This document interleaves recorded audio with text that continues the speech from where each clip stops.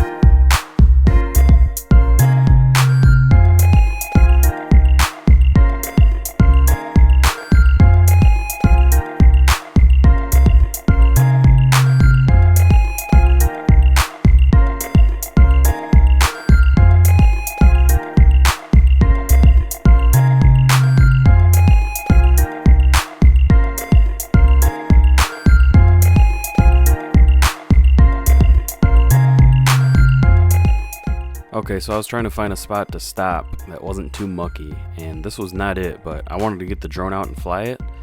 I brought it with me because I wanted to get some cool like overhead shots and, you know, just get the scenery and just, you know, all the cool stuff you'd see. But unfortunately, when I got it out here, it was not getting GPS signal, which it needs to hover. I didn't know it needed it though to fly, basically. It was at this point where I kind of realized like it was just doing whatever it wanted. It wouldn't hold the GPS signal, and like right here it just started kind of doing its own thing. I was trying to control it, and it wasn't really wanting to respond, and it was kind of drifting around. And mind you, we're surrounded by trees, so it got really sketchy here, and I thought for sure that I was going to lose it. I was like, well, this is where I lose it. It's going to hit a tree and definitely go in the water. So somehow managed to maneuver it back to me. I mean, just barely missing all these trees around me. And yeah, carried it around the whole time and didn't get to use it at all. So I was really bummed about that.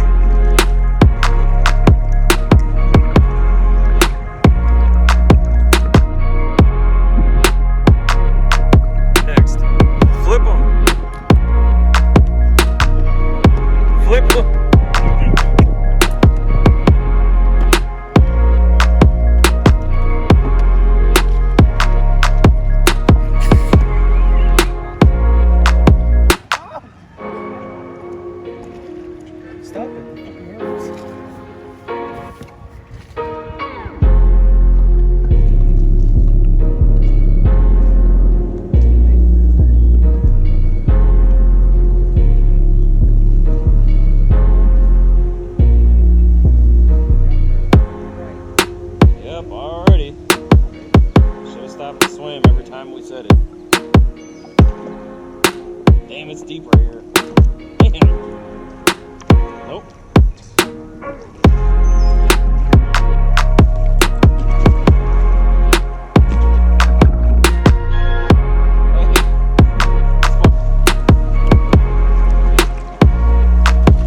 They didn't get him here.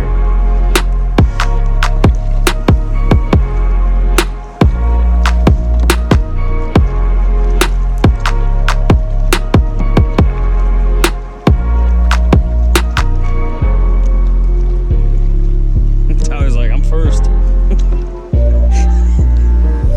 It's not a game, it's a ranch thing.